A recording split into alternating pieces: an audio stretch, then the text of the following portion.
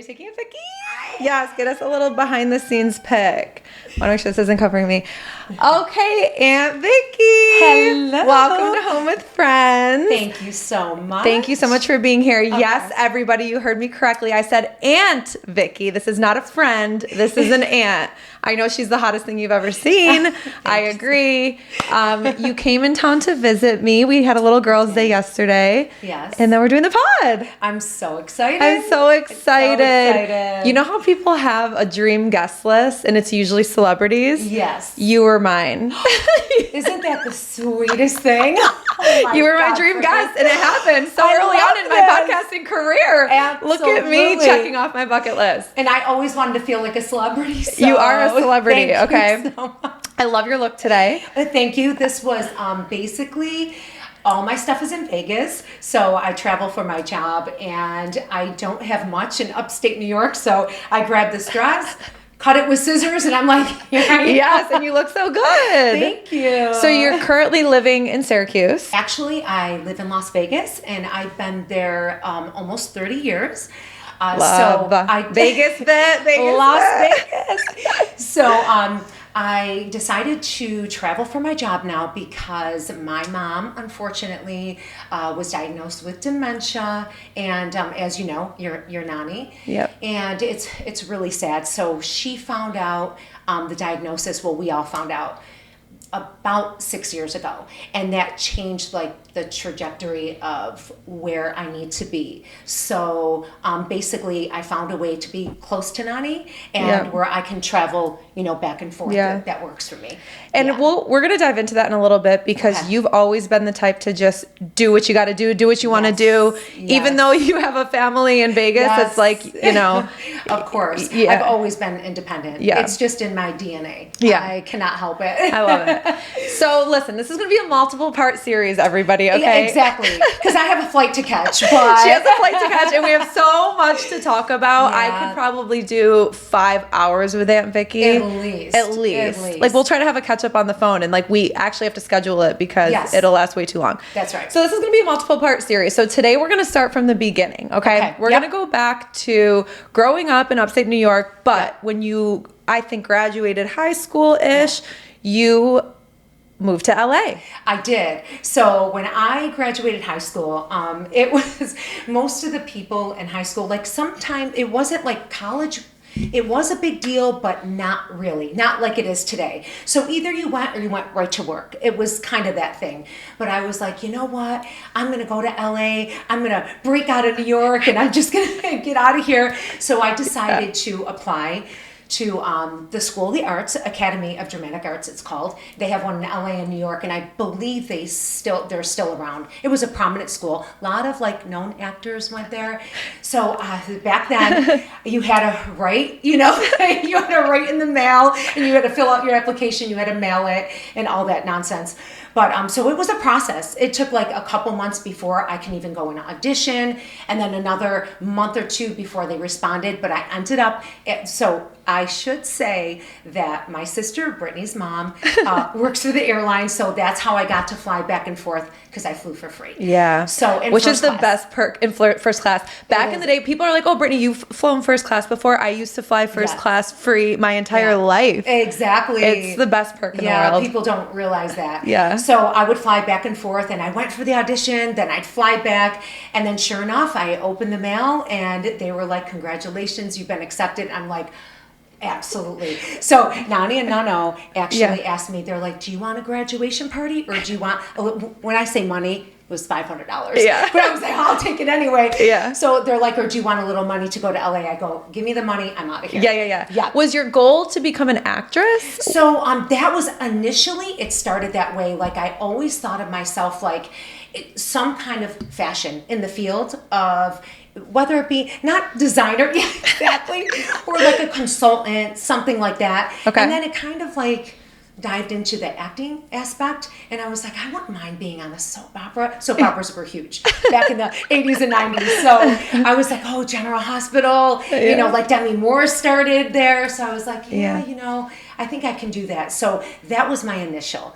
thing. So when I went there, reality like hit me, and it was like, wow, that it was just a ton of competition. Not that that should stop you, but it was just a lot of competition, just a lot of like, probably like it is today, audition after audition after audition. If you're not independently wealthy and you have to work to support and pay your rent and all that, it's almost impossible to attain that. What did you do to make money at that point in time? So I was a waitress. So there was I don't even know if it's around, but it was a restaurant called Mexicali. And I remember that. And it was, I did great. Yeah. Like I made the money for rent. I did what I needed to do. It was pretty awesome, but it was exhausting because I still had classes. And it was a lot. But I did it, and it was great. And what brought you out to the West Coast? Because I know you also were torn about potentially going to New York City. Yeah, that's right. So what brought me to the West Coast? You mean after, like when I'm at Rocco? Or? Well, did you move? Why after LA? Did you go back to New York? Oh yeah. So because I thought you were torn between New York City and the West Coast. Yeah, I love New York. So I had a couple of girlfriends that lived in New York, so I would often go there, and it was great. The vibe is very different. So LA is what you hear, you know, the fake titties, the whole thing. And can I say that? Like, like the fake everything, especially back then. And in New York, the women are very real and just, and we need to touch base on that as well. Let's touch base on it. Do you want to talk about it? Let's talk about it. Okay. So this is just mind-blowing to me, but if anybody's out there watching who doesn't know me, yes, my titties are real. My ass is real. My face is real. I've never got cheek implants. Nothing. The only thing I did, I will be very honest, is I got Botox on my forehead, which, of course, for my age, that's gonna. I get Botox. Right. And that's my niece, so that's okay. Yeah. And then I did get lip filler, which unfortunately does not last with me. So if I want my lips plump, I'll have to go maybe once every 2 months, which is expensive. I don't do that. Yeah. But that is literally the You only are thing. A natural baddie. Yeah.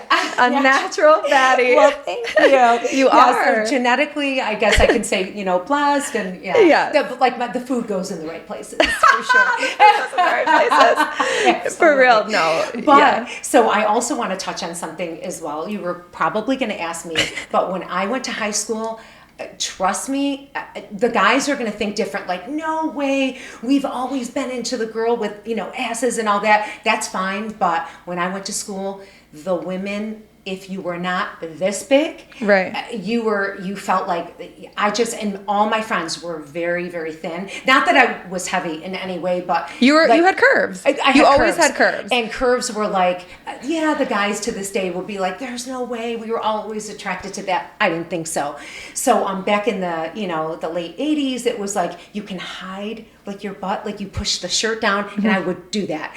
So I always tease Brittany because when the Kardashians came on the scene, which I don't know if that was later 90s, mid 90s, when they came on the scene, I was like, what? Everything came off. I was like, I can show this off. Okay. Yeah. But she paved the way. She did. Was the trailblazer for you. Like, back then, absolutely not. It just was not the thing. But I did feel, there were times, I loved wearing like the tight jeans, and like in my head, I knew like it looked good, but the girls next to me were so skinny. I'm like, I wish I was that skinny. Yeah. But and now I'm like, thank God, because I just don't care. Do you think now with like Ozempic on the market and skinny being, I don't know, I feel like everyone's getting skinny again. Yeah. What do you think's more in, being skinny or curvy? So I'll be honest, when it comes to a man's perspective, trust me, if you lined up 100 men, I would probably say maybe 85 of them would be like, I kind of like it thick. You know what I mean? Yeah. Like skinny girls, I'm a girl's girl, so I love women of all sizes. Like, if you're super skinny, that's okay. And some women, they want a little thickness, but they can't gain weight. Or the other way around. Maybe they're a little bit heavier and they just can't lose it properly or in the right places. So, I feel like everybody, like, to each his own, of course. Yeah. But I just feel like the way you look, you have to own the way you look. It doesn't matter if the confidence comes within.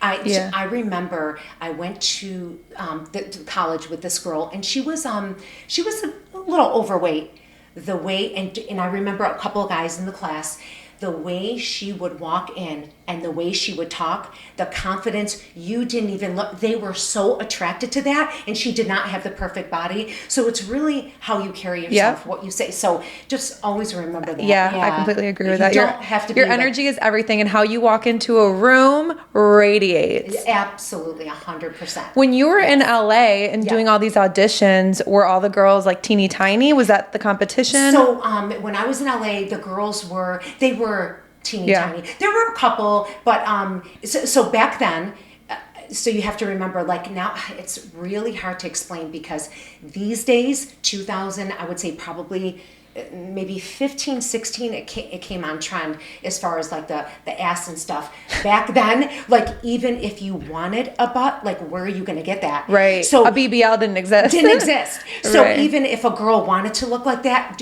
we were a rare breed. Like you would walk in and the girls just didn't have like that bubble butt, you know? Right. And I was teased too by like people in high school. They would call me vulgar names, like not bubble butt, but I don't even want to say it on here because it's racist. Okay. Like you can imagine butt. So I was like, got it. Wow. Yeah, it was bad. That's horrible. That is bad. It was horrible. Nowadays, that's what they want. I'm like, what? Right.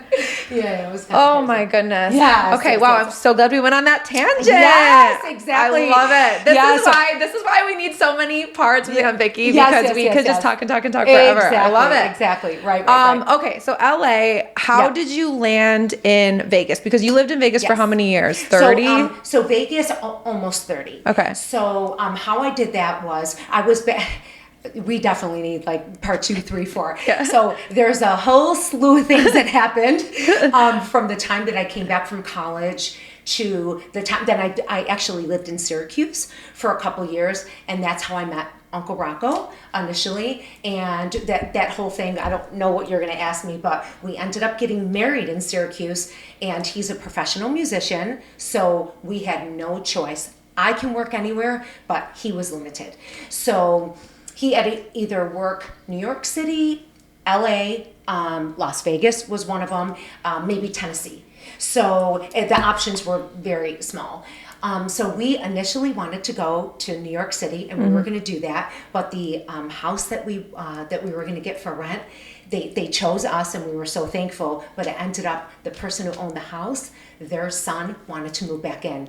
So at the last minute, Uncle Rocco was like, well, I have a friend that lives in Las Vegas. I go, let's roll the dice and let's just go. We didn't have kids. We were super young in our 20s. We're like, why not? And that's how we ended up in Vegas. Love it. Yeah. All right. So do we want to go back to early Vegas days?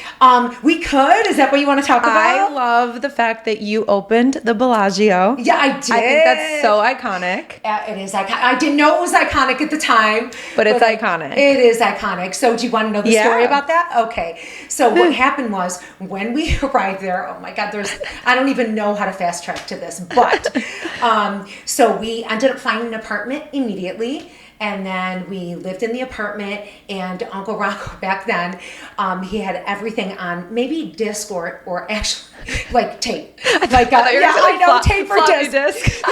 Yeah, exactly.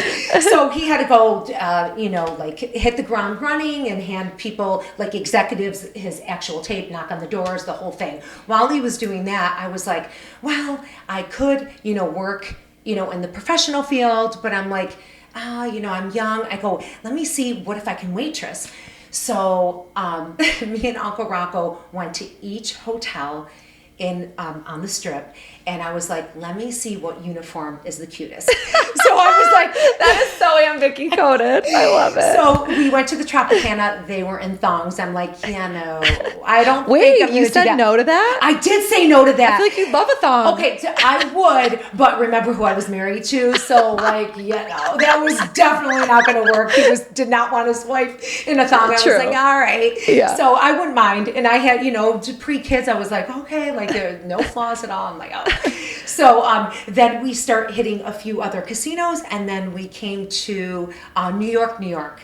So Bellagio was not, they didn't break ground yet. Yeah. So I was like, okay, so I went to New York, and they were so cute. They were like the black tights and of course heels, and it was like almost like a red vest, but with like tails. It was adorable, but like kind of with a thong. Yeah. It was so cute. So what I did, this is so old school.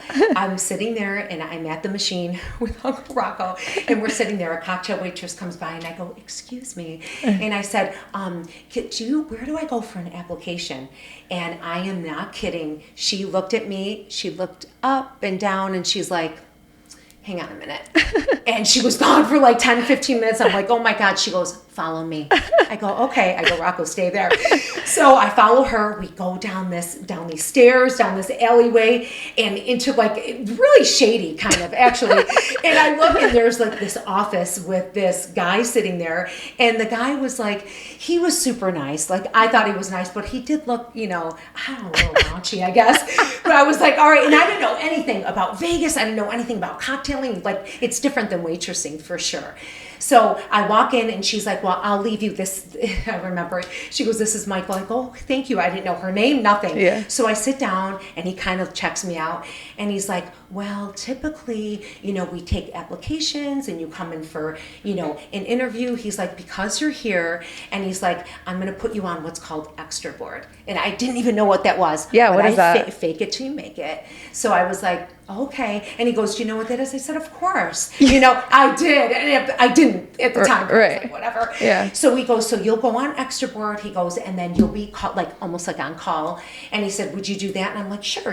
Without kids, you can do whatever." So I was like, "Okay." So everything was, phone, give me your phone number, the whole thing. Back then it was landlines, the whole, there were cell phones, but you use the landline mostly. So I got home, he gave me the schedule. So I started at New York. So when I tell you, I'm going to say this again, ignorance is bliss. When you don't know really what you're going into, sometimes that is the best thing in life. Because had I known with Bellagio, I would have never applied. No, I wouldn't even walk in the door. Wow. So let me explain what happened. So I'm working in New York. Only lasted probably like 4 or 5 months because they were breaking ground with Bellagio. I didn't even know that. Because there was no TikTok, Instagram, there was nothing. No Right. Facebook, literally no social media. Right. The only way you get your news is on the news, on TV. So I was like, I didn't know what was going on. I'm sleeping, I'm doing this, trying to make friends, the whole thing. Yeah. So I end up talking to a couple of girls during like when you have to take your break and you eat, and they're like, "Oh, did you hear about that girl that's applying to Bellagio?" And me and this girl became super close. I go, "Kim, what is she talking about?" And she goes, "Well, there's a new casino. It's called Bellagio, but like no one's going to be able to get in." I go, "I've never even heard of it." So I start talking to the other girls, and they're like, "Listen, I heard this girl paid 10 grand to this It's person." reminding me of like a Mean Girls movie or something. Yes, it was. And she's like, "Victoria, trust me." She's like, "They really only want blonde 21-year-olds." And I was still in my 20s, but not younger 20s. Yeah. But I was like, "Oh, really?" I said, "Oh," I go, that's, I go, "I don't know why." And she's like, "Trust me, you have to know people." And I go, "Oh, okay." So Kim and I were talking and we were like, "Are you going to apply?" And she goes, "I think we should apply." I go, "All right." I had no idea. So about 3 weeks later, this is how you apply. Back then, you had to walk into this building. So I'm going to tell you why ignorance is bliss. You walk in and you go, it looks like a bank, bank tellers. Yeah. So it looks like that, but like 10 people. And you walk in and you go up there and you take a number and they're like, "Okay, number 30. You go up there and they go, "Here's your application. Go and fill it out." So you sit down, you fill it out. This is no online. Yeah. Google did not exist. I think Google came out 99, maybe something like that. We'll look it up. Yeah. But anyway, so Google wasn't even around. So I walked up and I hand the application in, and the lady's like, "Oh, you're from Syracuse?" I go, "Yeah." And she's like, "Yeah." And she goes, I have a couple people from Buffalo." I go, "That's close." So you know me, Yeah. Brittany, like I'm just being super friendly, just completely being myself. I would never be rude to anybody anyway. So she's talking to me, and it was probably a good 10 minutes. So I was like, "What do I do now?" And she's like, "No, you know what? You go home and you're going to get something in the mail. It's going to be yes or no." I go, "Great. Thank you so much." Fast forward think it took probably about 2 months because there were a Wow. lot of people. Yeah. Over, I think, 10,000 applied for the cocktailing position at the time. And not even a lot of people lived in Vegas. Oh my God. Yeah, there's like 3 million now, but only like, I would say when I was there, it was like 800,000. So there weren't a lot of people. So I go and all of a sudden, now the girls are still talking at New York, New York. I open the envelope and there's a bag of seeds. And it said something about like this whole thing, it like growing with the company, plant the seeds and you'll grow with us. Oh, and I go, I love that. Right? That was back then. And I go, wow. And I go, oh my God, I go, what does this mean? So I'm reading, and it was like, congratulations. And I go, oh my God, what? Yeah. So I call Kim. Unfortunately, I loved her. She did not get in. She goes, Victoria, did you get the seeds? I go, yeah, did you? She goes, no, but I know somebody who did. So I went back to New York, and I didn't want to say anything because I'm like, I don't want to say anything. What if other girls didn't? Yeah. Sure enough, one other girl at New York got in. Yeah. So I didn't say anything until the very end when I put my 2 weeks in. Yeah. I sat next to the Mean Girl crew. Yeah. And they're like, oh, Victoria, we heard that you're leaving. I go, yeah, I'm going to Bellagio. What? So let me tell you about the interview process, how I actually got the job. When you go to the window and you give the application, that's the your interview. They go, you know how the girls are like, here you go. Yeah. And you know the stuck-up girls who are like super beautiful. If you were not genuine, because Steve Wynn only wanted genuine people. Oh my God. Yes. Wait, I love this so much. I'm like only staying at the Bellagio moving forward because I love this. I love he doesn't own the Bellagio anymore. Oh, but then never mind. Yeah, and the Steve Wynn property. That's I'm just kidding. It was all about authenticity. I love did you get the seeds? It reminds me of like Victoria's Secret wings. Yes, like when you got your wings to like walk in the red carpet. Wow, that's real. That's a cool story. Isn't that a cool story? You've never told me the Cedar interview story or interview process before. I thought I told you everything. I know. I mean, probably back in the day, but wow. Yeah. So that's how, when I found out that was it, that's what I mean. When you don't know and you're super authentic, and that's when things like really happen. Oh my God. That is such an amazing story. Isn't that amazing? That's such an amazing story. I love that so much. Like, oh my God. Can you real quick, you made a comment, just quickly tell us why cocktail waitressing is different than waitressing? So cocktail waitressing waitressing with food is like, you bring your food, you do, all this stuff. Cocktail is different because number one, it's all drinks and you really have to know like your liquor and all. Not that it's a problem, it's easy to study, but it's kind of different because if you have to open a bottle of champagne, you have to know how to do it. You have to like pour it right then and there. Because you're also with high stakes rooms, celebrities. Yes. Yeah, absolutely. Yeah. High limit rooms. High limit rooms. That's what I meant. All of that stuff. Yeah. And back then, Bellagio, when it was open, so it was coveted casino. Everybody wanted to be there.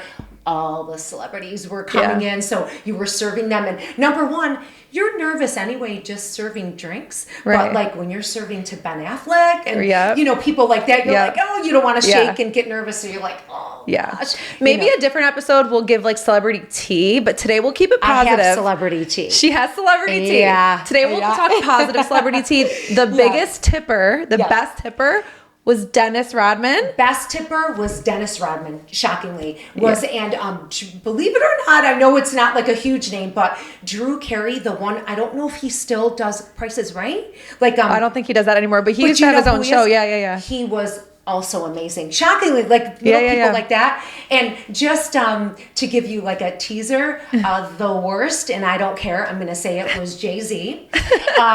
Sorry, J-Lo. I know I follow you, but you were not nice. So I hate to say that. I know. Yes. And I still think she's hot. I think she's beautiful, the whole thing. But it was not, maybe it wasn't a good time in her life.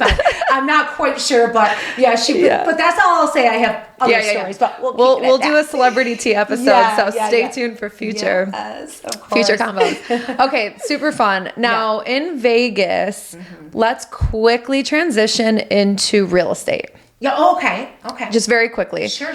So at one point in time, you owned 8 homes? I owned 7, including my own. Okay. Yes.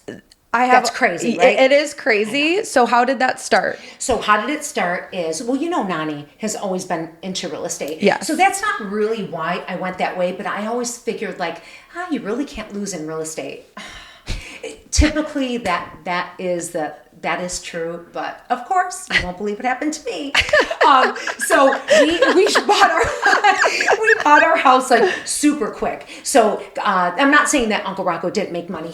By the way, he did take off pretty quickly. It only took him like 3 months, and then he was like he was on the marquee and in Vegas, so he did well too. But cocktail, sorry, but did more. Yeah. And I was making bank. I mean, like stupid money. It was, but plus the casino. Do you want to give a number? Like I could, not always, but like in one night, I probably made like $7,000 in one night at the time. Yeah. It didn't always work that way, but I'll give you an average. An average, if you were in the dice pit or high limit, you would probably walk with, if you hustle, you gotta hustle. There's lazy girls who didn't do it. They're like, get out there. And, they're not going to make as much. But if you hustle and you're out there. So I would probably take home, I would say between 700 to 1,000 a night. Wow. Yeah. So I did it, but it's exhausting. You want your time. And then Bellagio did it really so fair. I love Nancy. She was our director, and she was the first casino to ever do this. To go back to that, when you're hired as a cocktail waitress, I think it still works like this. The older casinos, when you're in a pit or you're in baccarat or you're in dice, that's your station for life, and for the Oh wow. duration of your time. But Bellagio decided to do something different. You rotate. So the girl who's in dice making 1,000 that night, the next, I think she's there 2 days. The next 2 days, she's in dollar slots or whatever. So we all get a taste of the big money. But then slots, you're going home with $300, which was still good. You know, so it was a rotation. Got it. But, if you were stuck in a good spot at Bellagio, Yeah. So, I forgot what it was. Real estate. So real estate. Yeah. So back then I was banking all my money, and I always had a good credit score thanks to Nani. She, I got my Chapel's card. I got, and she always taught us really about like, make sure like you always pay your bills, the whole thing. So I had an excellent credit score. So did Uncle Rocco. And we ended up, I'll never forget, the house that we bought, beautiful. It was about 3,900 square feet. It was beautiful. The lot for Vegas was pretty good. It was an oversized lot, but if you guys saw it, you'd be like, "What? That's oversized." But for Vegas, it was. We were able to put a pool back there, the whole thing, and the pool, beautiful, huge pool. It cost $22,000 to put the pool in. Wow, back then's a lot. That is, and the house. So my friends were buying houses. 180, 170, around that range. Our first house was 236. So that was kind of a lot, Yeah, you got to think about the times. It's all relative to the times. Correct. Yeah. Exactly. Minimum wage back then was probably still about $8 to $10 an hour. I'm assuming. So it is all relevant. Yeah. True. So after that, we had to put down, I think it was 35,000. So I quickly, came up with 35,000, and like within 6 months, we were like, had we known, there was nothing in Vegas. Henderson, like Green Valley, was not even built out. Like Summerlin wasn't there. I didn't know this. So we were like, okay, let's go here. This house, it was still beautiful, but we could have been somewhere else. But anyway, for our first house, it was beautiful. So we ended up moving in right away. And then from there, real estate started, like everybody was buying, and it was moving really, really fast. So I was like, well, let's buy a rental, So remember, I was making a lot of money. So we're like, okay, we bought our first rental. So we did that. This is a whole nother story. I don't even know if I can get into this, but one of our neighbors was a crooked ass realtor who ended up in jail. Like, he was so crooked, the whole thing. He ended up doing all our loans, which nothing ever happened about that, but we found out how bad it was. So he was like, Victoria, why don't you get another rental? And I'm like, yeah, but I think I need like 40,000 down. He's like, no, you don't. And I go, really? And he's like, no, you could do, it's called stated income. And he goes, you could do that. And I'm like, oh, I trusted him. I was like, all right, how much do I need? 10 grand. He goes, leave it to me. So I was like, all right, that's how I got on my houses. Not that it was a bad thing. It was all legal. Yeah. But it was like he was doing something on the back end that I didn't know. I was to get the loan pushed through. Still had great credit. So from that point, it ended up into a total of 7. So were you buying single family homes and getting tenants in there? Were you buying, because Nani has a 12-unit apartment complex. Yep. Did you think you wanted to get into multifamily units? So I at the time, no, because I got pregnant pretty quickly. So at the time, I was doing all this while I had my 2 boys. Yeah. So it was a lot. I was a new mom. I was working still as a cocktail waitress. So there was just a lot on my plate. So if I didn't do that, I could have probably managed it better, Yeah. So but at that point we did buy single family homes. We had renters in there. We did the whole thing. Our realtor put the renters in there and he was managing it. Got it. But yeah, that ended up being a whole nother thing. We ended up getting all that. And if you guys know, anybody keeps a timeline on real estate, 2005 shot up so fast, unhealthy fast. It shouldn't have done that. No market. Which is why it crashed. Exactly. Now everything should go slowly. When you see something that fast, it's just not a good thing. But it was double, triple. We're what? So we're well, we need to put the boys. They were starting school, kindergarten, and we're we need a really good school district because Nevada to this day I think is still number 49, and they're horrible. The school district is. Oh my terrible. God. Yeah, it's really bad. So we were okay, Henderson is excellent. Let's put him there. We ended up moving into a bigger house, beautiful, on the hill. It was gorgeous. And we sold Brianna Renee where we were. So, we ended up getting more than double for that. But we went into that house. So shortly after, and now it's about 2007, and things are looking very different in the world. And people are you won't believe what Vegas looked like. So I'll fast forward to the crash, the Great Recession, I would call it. There was a Great Depression, Great Recession. Yeah. So all of a sudden, people are not paying their rent. People are selling their houses for half of what it's worth. And we're oh my God, you start to panic. What am I going to do? I can't keep people in there. All our renters moved out. They moved out of state. So I'll never forget, it was Halloween and I'm taking the boys trick-or-treating. And I wish I took a picture and I didn't. Every third house, foreclosure sale on it. Oh my It was God. ghost town. I couldn't even take the kids trick-or-treating because Oh my nobody God. fucking lived in the suburbs. It was horrifying. Oh my Could God. you imagine Yeah. Vegas or any city being like that? Yeah, what a visual. Yes. Wow. Yeah. So I was oh my God. So I was in that predicament. Yeah. And I'm holy fuck, what am I going to do? So now who were the 2 huge banks in New York City that fucking went flat on their ass and bankrupt? I can't remember. I know. I can't remember either, but we're going to look that up and you can put it on after. Yeah. If those 2 banks can fold, Right. someone little old me, how the fuck am I going to sit there and tread water? It's almost impossible. Yeah. But I tried. So the money that we made from our house, it was a lot. So we ended up obviously put it in the bank. And I looked at Uncle Rocco. I said, I don't want to lose the houses, so I want to float them. It was hard to put people in there. I know that's almost hard to believe as well. So, and he was his mind, and can I give people, really, really good advice out there for anyone who is in a relationship? If you're married, you have a partner, I don't care, 2 guys, 2 girls, whatever, it doesn't matter. That partner, even if they're not in real estate, if you don't have a strong partner, someone who's going to support you and give you that push, I know you got this, it'll never work. You will never. I wanted to hold on so bad to the properties. Uncle Rocco, unfortunately, I don't want to get down on him, but it was hard for him. And where I don't have that in my head. So for me, I'm no, I got this. I can do this. I've always been a go-getter, but he wasn't having it.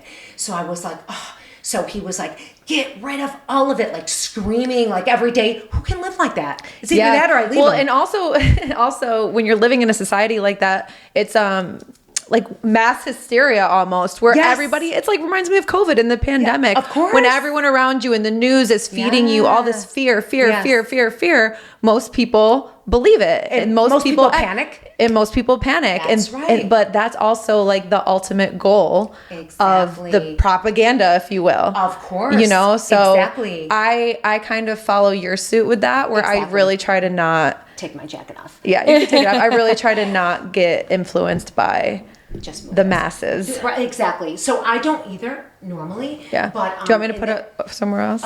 Sure. So for me, unfortunately, I had 2 small children and a partner that was telling me, if you don't sell, we're going to have a problem, all this stuff. So I was like, what am I going to do? I ended up short selling every single one of them. Oh Except my God. the house that I own. And so it was really bad, but it took, I didn't feel that bad. Oh, let me backtrack. I don't know if it was stupid. If I held on, it would have worked. But for about 6 months, I floated all the properties with the money in the bank. So that was killing us because Yeah. we had $2,000 mortgage, $1,500 mortgage, all Yeah. that adds up with our mortgage and our Yeah. lifestyle and all that. Yeah. So I was like, what am I going to do? Floating 6 houses is crazy. It's crazy with no tenants. Nobody wanted to live there. So I was like, That's Vegas, Florida. Anybody lives in Florida, you'll remember. Yeah. It was ghost town. Yeah. That's so it was crazy. bad. So I ended up doing that. We short sailed everything to, I would say about 2 years later, slowly it started coming around, and then regret hits. And I was like, I should have held on to I know. them. Could you imagine to this It's day? always shoulda, woulda, coulda, though. Because think about it, what you would have had to float them for 2 years, like then 2 years, at then least. it's like, you know, what if you're in a really bad spot financially because of that after 2 years? Yeah. I don't know. You can never. It's hard. Yeah, but I it is totally hard. Yeah. Yeah, absolutely. So that was very difficult. I was not happy at all. But you know, at the time, I had Yeah. you have to do what you have to do at that moment. Exactly. Yeah. Do you think you'd ever buy more real estate now? I would say the younger generation doesn't understand this about interest rates. It's like, number one, interest rates back in the 80s, early 90s was, especially 80s, was 18%. Right. So and if I'm sitting here getting yelled at every day when I try to tell someone I'm going to give them a 5% or a 6%. 5%, jump on it. Like the issue with that, there's a little backlash to that because the houses are, I mean, exponentially more than Right. what something would cost in the 80s at $80,000 for a house. Exactly. I understand that. Yeah. But like you said, Brittany, it's all relevant. Yeah. You know, this is how you kind of got to look at stuff. If you want to invest, it's a different mindset. But if you're buying a house for the first time, do not buy the house that, even if it's a starter home, buy where you want to live. And you're here in Charlotte and you're like, oh, I want to live in this neighborhood. Just do it. Buy it, because this is, what are you waiting for? I know. You're going to rent for 5 years. Buy the house. Everything else will fall in place. I You know what completely mean? agree. Yes. You can always refinance, you can get a lower rate, but Always. like if you can Always. own real estate most of the time, assuming there's not going to be a big crash, it's Yeah. going to be a good investment in the long run. And let me also tell you, the first house that we had at Brianna, that was, and we had the best FICO score. We were like, they gave us the lowest rate. Average was 12%. You can look it up. We got it for 9.9. Yeah. You would think that's high. Right. I didn't even care. I didn't even look at that. Yeah. So, and then look what happened. You get Yeah. these houses. So Yeah. to me, 5-6%, that's not I know. a lot at all. I know. It's like, I know people freak out. You shouldn't. Great You just shouldn't. advice. Just do, if you want, just buy the house. If you What want. other advice do you have for money and financials? Financials. Okay. So I want 2 things. I want you to talk about just in general money advice, but then in relationship. Because I feel like so many people struggle with like, I'm now dating my partner. Do we combine our finances? Do we Yep. keep them separate? Yep. 50-50 with a man? Exactly. Sorry, I gotta fix it. Yeah, exactly. So my advice from my experience, I was in a relationship that it worked for me because if I had a guy control my money or the finances, not in a million years. It just, not that I have control issues, but I'm like, Nani did it. I'm the same way. And I just felt like I can do it better maybe, or like I can, that type of thing. But just, I don't want to discourage women there who are very much in love and are like, oh, I trust my partner and we're going to do this. Listen, I want you to trust your partner and I want you to trust the person you're with. But in life, you never know what's going to happen. Even yourself. It's not even about, is that person going to cheat? You may evolve and grow out of the relationship or grow out of what you're in or don't want to be there or like family issues, whatever it is. The thing is, just protect yourself. Make sure that combining, I think I like what I did this with the Uncle Rocco, what Spencer has, you kind of have your own. The husband has his own. You have a combined bank account. Certain states, think about where you get married, because when you get married, no matter what you have or what you accrue, it's going to be 50-50. And I know I'm talking about divorce and that's terrible. Yeah, but North Carolina is a spousal state. It's the same thing. Like if you're married, that's right. What's theirs is yours. Exactly. What's yours is theirs. You put it in a trust. I mean, there's things that you can do, but just be don't go in a relationship with complete oblivion, because at the end of the day, I know, and I want everybody to be happy. I do. I want the girls to be like, my husband, I want to grow old, and I want you to as well. But look at the divorce rate. Let's be real, ladies. You know what I mean? Just protect yourself and trust me. I completely agree with that. And always, may I say this? Please. I don't even know what you're going to say, but yes. And my bestie would never mind me. I won't say her name, but she would never mind me telling the story. But she didn't really depend on the man. The man, he was very wealthy, and he was like, I want you to stay home and take care of the kids and all that. And she was like, oh, no problem. And boy, did she get burned. We can do this second, third part, episode, whatever it is. I'll get into it. She might even be like, yeah, go ahead. Yeah. She might be her revenge. She'll tell him the name. But anyway, you know what I mean? Like, why not? No revenge needed, because my bestie went on a podcast. Yeah, exactly. That's right. So, but it ended up, her story, fast forward, I won't go into details, but she had to start from the bottom up because she relied on all his money. Yeah. Make sure you have your own identity. Even if you don't work out of the home, just know what you can do, what you're able to do. Even if you're home and you're like, I think I always wanted to finish school and do this, do online classes and just do that on the side until one day you might need it. Exactly. Just never know. And how do you feel about, like, if I'm dating? Yeah. And a man asked me to go. They have to. I have to approve that. You do have to approve them. Did you hear what I said? I have a panel of girls that I need to get approval from moving forward. And you're one of them. So yes. Don't forget that. How do you feel if a man asked me to go 50-50 on bills and things? Okay, listen, ladies. Now listen to me closely. Do you understand? Also, look at the bling on the heel. Yes. Wait. Yeah, that's like an 80s thing. That's like, this is really like a toe ring type of thing. But I'm like, I gotta put it on my boot.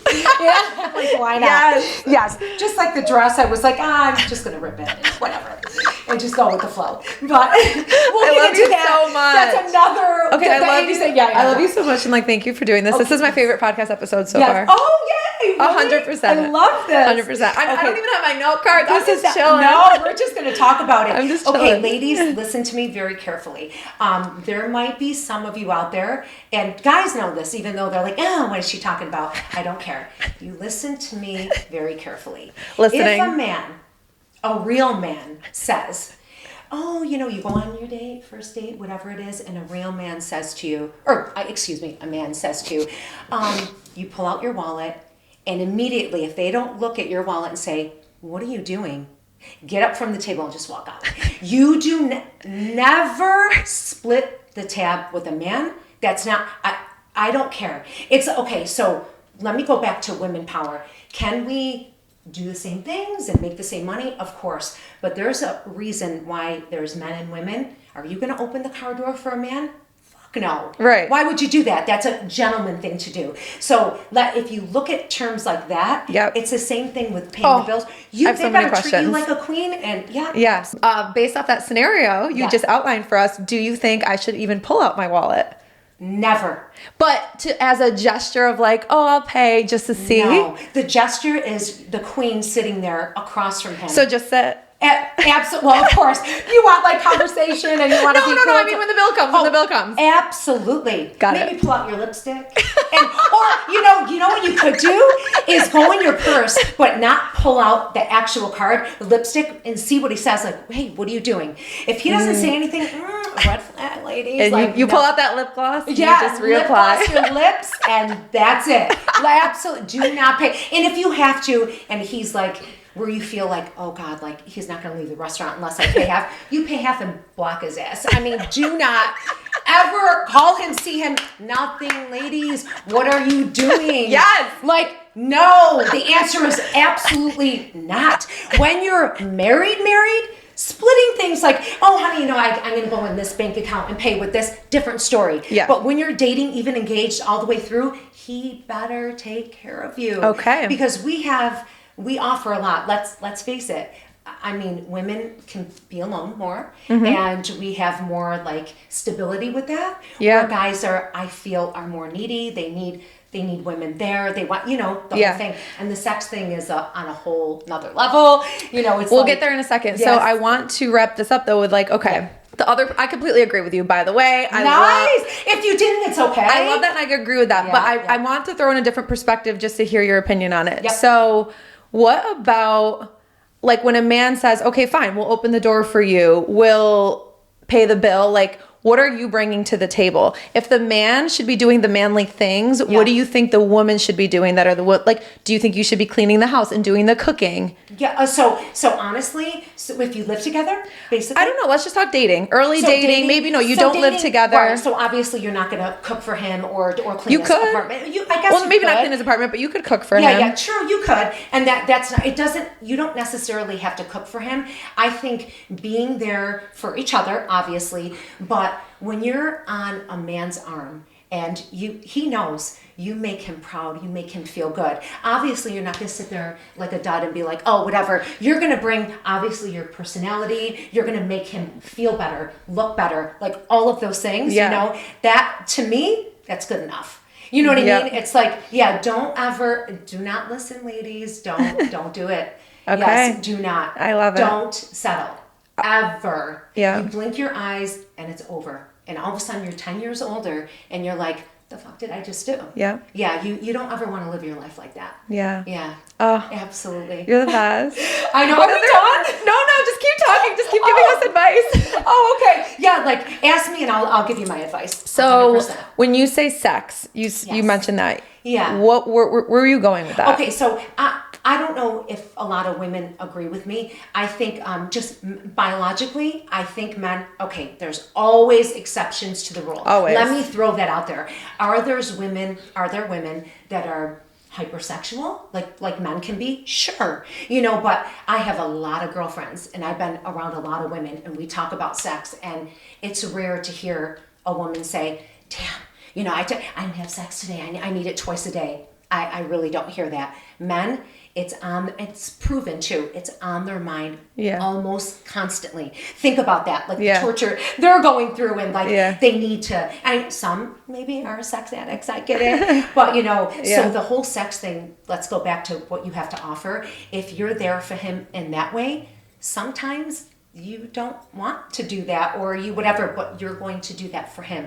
That's what he wants. It makes him feel good. And you know what I mean? And I know, so I don't know. I just feel like guys are definitely wired differently. Yeah. And it just, that I feel like they need that a lot more.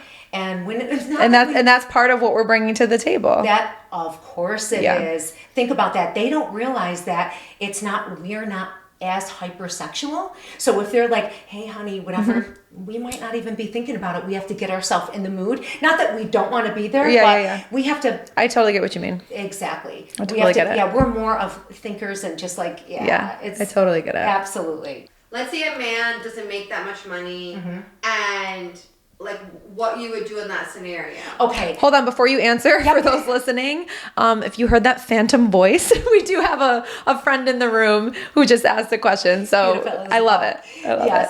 Okay. So no, that's great. So here I have a couple different views on this. If you're talking about your age, your generation, you have to remember something. No, actually, not even, because you guys are in your mid-30s, right? Yeah. So at that point, if a man doesn't really have a solid ground to stand on, I can understand if he started a business and then it didn't go well.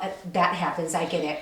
If you're with somebody that doesn't make a lot of money, but you know the potential is there, and he's hardworking and he's not laying on the couch all day, that type of thing, you can stand by him. If you know what's real, what's fake. You can tell if the guy is just, you know what I mean, kind of using you or whatever. But if it's not really a money issue, he doesn't have to make, like millions of dollars, but if the potential has to be there to do things together, or like, hey honey, I'm gonna go this far on my job, then I'm gonna own it or do this. Like if it's there, that's okay.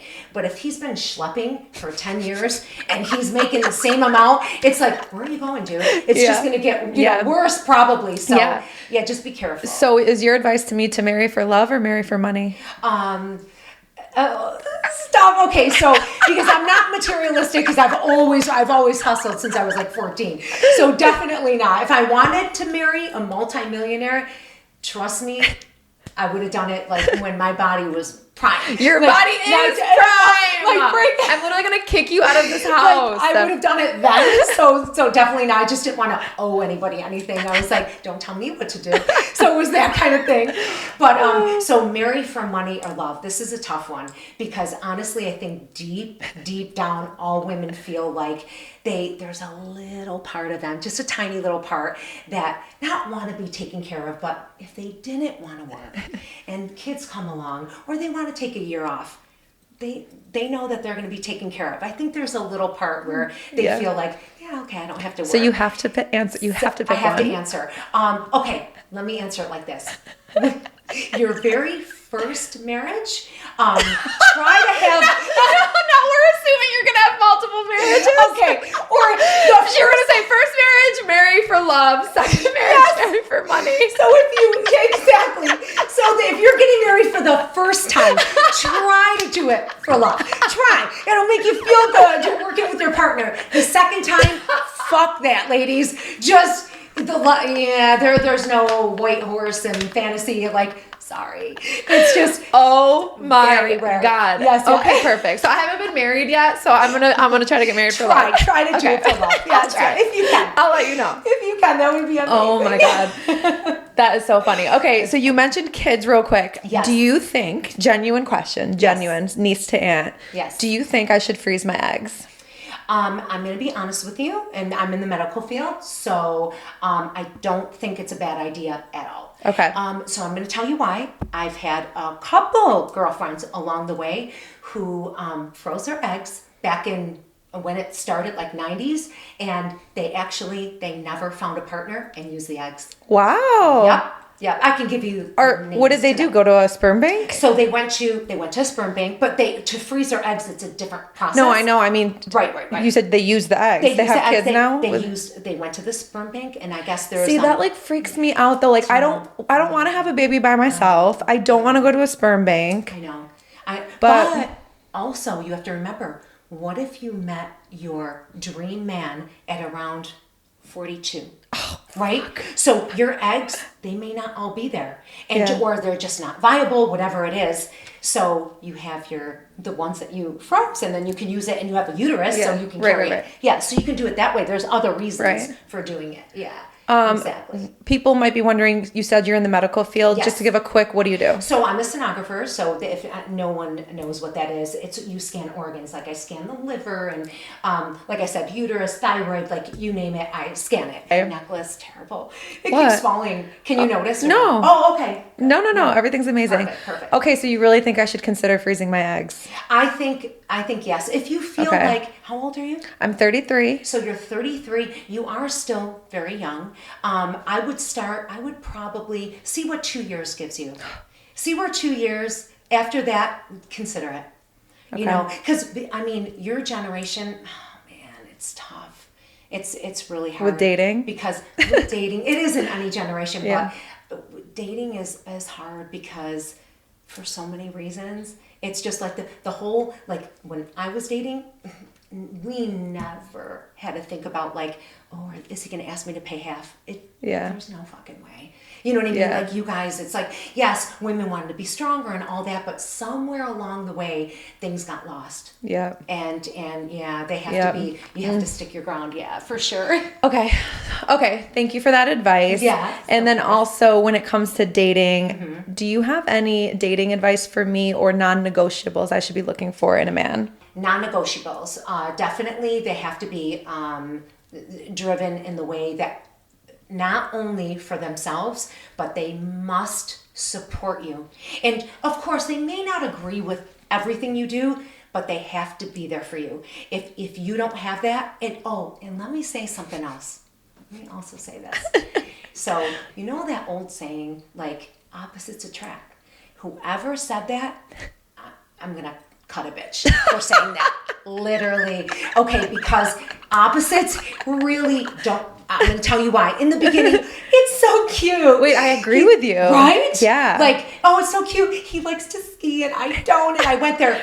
After a while, you're going to be like, I'm not putting the fucking ski boots on, whatever. Yeah. Like, okay, so in the beginning, it could be like cute, whatever. Right. But towards the end, it's going to be a problem. Yes. So when you find someone who you're honed in with and you have not like everything in common, but quite a bit, it's probably going to work out better because you're going to enjoy it. Like, oh my God, this is just not that I camp, but I'm saying like, camping is I don't know why I'm thinking about this, but like if you're like, oh Not that I camp. right. But like glamp maybe, but camping, hell no. But if the guy is like, oh my God, and you're into it too, like, oh, we're going to go to this, beautiful park. You're both excited about it. And you're like, oh yeah, we could take the best pictures. If one doesn't want to be there, it's going to be an issue. So make sure you have some kind of commonality. Yeah. For sure. Good and advice. then just your partner has to be strong in the way where he, like I said, doesn't always have to agree, but if you have someone telling you like, why did you do that? You're this or that, or they talk about your flaws, I should say, what they think is flaws. So if they talk about your flaws around your friends or your family, red flag. Mm-hmm. Never should they talk about anything. They should only build you up. Like, oh my God, she's so sweet. She did this funny. But when a partner's like, oh yeah, you do that, whatever. When there's like the little like jabs, yes. And like they're supposed to be playful. It is funny because when you're just there around couples that do that, it is a little bit uncomfortable. Yeah, of course. And then they're making you sit there and look at that, and it's just it's not definitely a little bit thing. uncomfortable. So yeah, any type of thing like that, or if the guy is like flirtatious towards your friends or whatever, that's always a red flag. I mean, yeah, God, exactly. So non-negotiable would be like it comes down to respect. Yeah. Respect and what, you have to be on that same level in almost every way. If you're not, and I'm telling you, it's going to be a rough ride. Yep. For sure. Yeah. Love it. Yeah. Is there anything else you'd love to say? I just thought of a question. Yeah. What do you think people's biggest misconception about you is? The biggest misconception about me is that, let's see, I would say, the obvious. So the biggest misconception is, she definitely had her ass done, or she definitely did that. That's a huge misconception because I absolutely did not. Other than that, I think a lot of people, before they know me, think like, oh, I never thought you would be that nice. I thought, like, they almost look at me like I would be like a mean girl or something, and then I speak. Yeah. And they're like, what? Or like, I know I probably didn't sound very intellectual with this yes, interview. You do. You're the best speaker in the world. You are the smartest woman I know. They're surprised at my intellect when we get like in a serious conversation, they're surprised how much I know. But then again, I'm a Gemini. Geminis know their shit. Trust me. Yeah. I love you.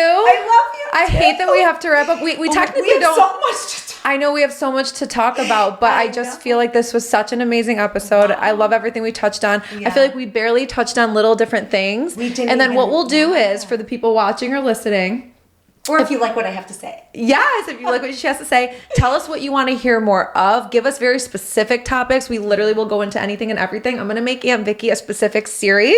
The Vegas Vit series. I would love to do at least quarterly. And for the ladies too, just Yeah. to put it out there, like what I was talking about, what we did in high school back then. Remember, no social media, no nothing.